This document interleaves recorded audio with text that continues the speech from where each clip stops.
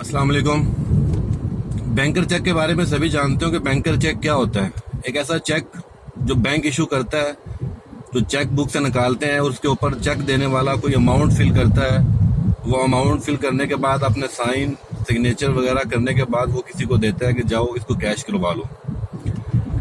तो वो जाने वाला उस चेक को लेकर बैंक में जाता है और अपनी कैश वहां से विड्रॉ करवाता है, जो अमाउंट उसके ऊपर होती है। वट एवर अमाउंट, उसके ऊपर कुछ भी अमाउंट हो सकती है, 1 मिलियन, 10 मिलियन, 50 मिलियन, कोई भी अमाउंट हो सकती है। वो उसको कैश की सूरत में या अकाउंट ट्रांसफर की सूरत में उसको मिल जाती है। दैट्स मीन कि उस चेक की वैल्यू है, उस चेक की एक वर्थ है। जो देने वाला है वो आपको अपने सिग्नेचर की एक वैल्यू क्रिएट करता है और वो आपको एक चेक, एक पेपर का टुकड़ा आपको देता है और आपको उसके बदले में एक ह्यूज अमाउंट मिल सकती है। लेकिन एक्चुअल में ऐसा नहीं है।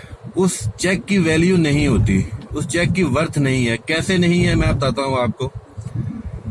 एक चेक देने वाले ने आपको चेक दिया, उसके ऊपर सिग्नेचर करके दिए आपको, उसके ऊपर एक अमाउंट फिल अप करके आपके हवाले करता है कि जाओ इसको चेक को कैश करवा लो। अब जब बैंक में जाते हैं तो बैंक में आपको चेक करने के बाद वो चेक वापस दे दिया जाता है, बाउंस कर दिया जाता है वो चेक, जिसको बाउंस बैक कहते हैं। चेक बाउंस हो गया। कैशियर आपसे कहेगा कि इस अकाउंट में बैलेंस नहीं है, लिहाजा हम आपको पैसे नहीं दे सकते।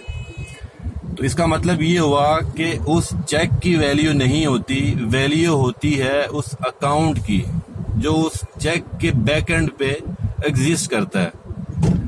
अगर उस अकाउंट में बैलेंस होगा तो उस चेक की वैल्यू होगी, अगर उस अकाउंट में बैलेंस नहीं होगा तो उस चेक की कोई वैल्यू नहीं होगी, चाहे उस पर एक सिग्नेचर क्या 10 सिग्नेचर हुए हो, एक स्टैंप क्या 10 स्टैंप लगी हो। ऐसे ही हमारी जो डिग्री है, हमारी जो एजुकेशन कंप्लीट होने के बाद हमें जो डिग्री दी जाती है, उसके बैक एंड पे भी एक अकाउंट एग्जिस्ट कर रहा होता है। हम उस अकाउंट को रीफिल नहीं करते। तो भाई, जब तक आप उस अकाउंट को रीफिल नहीं करेंगे, जो आपको डिग्री दी गई है उसके बैक एंड पे जो अकाउंट है वो रीफिल कैसे होगा? वो आपके नॉलेज से, आपके विजडम से, आपकी वैल्यू से, आपकी वर्थ बनेगी उससे। वो अकाउंट तभी रीफिल होगा। आपका एक्सपोजर कितना है, आप कितना आप जानते हैं नॉलेज को, आपके पास वैल्यू कितनी है, आप उस डिग्री के अगेंस्ट क्या रखते हैं, आपको क्या आता क्या है, आप क्या समझ सकते हैं, आप क्या इस मार्केट को दे सकते हैं। तो वो नॉलेज और वो विजडम और वो एक्सपोजर एक्चुअल में आपका अकाउंट है। तो जब आप किसी जगह पर अप्लाई करते हैं तो उस डिग्री की बेस पे अप्लाई नहीं कर रहे होते। एक्चुअल में उस बैकएंड पे जो अकाउंट होता है आपका, उसकी बेस पे आपने अप्लाई करना होता है। तो जो मोस्टली हमें डिग्री बाउंस बैक हो जाती है, हमें जॉब नहीं मिलती उस डिग्री की बेस पे, तो हम कहते हैं कि मार्केट में जगह नहीं है, मार्केट में एक्सपोजर नहीं है। तो वो डिग्री एक्चुअल में बाउंस बैक हो जाती है उस चेक की सूरत में। जैसे वो चेक बाउंस बैक होता है अकाउंट में बैलेंस ना होने की वजह से, ऐसे ही वो डिग्री बाउंस बैक हो जाती है हमारे पास वो मतलूबा नॉलेज, वो मतलूबा स्किल्स ना होने की सूरत में।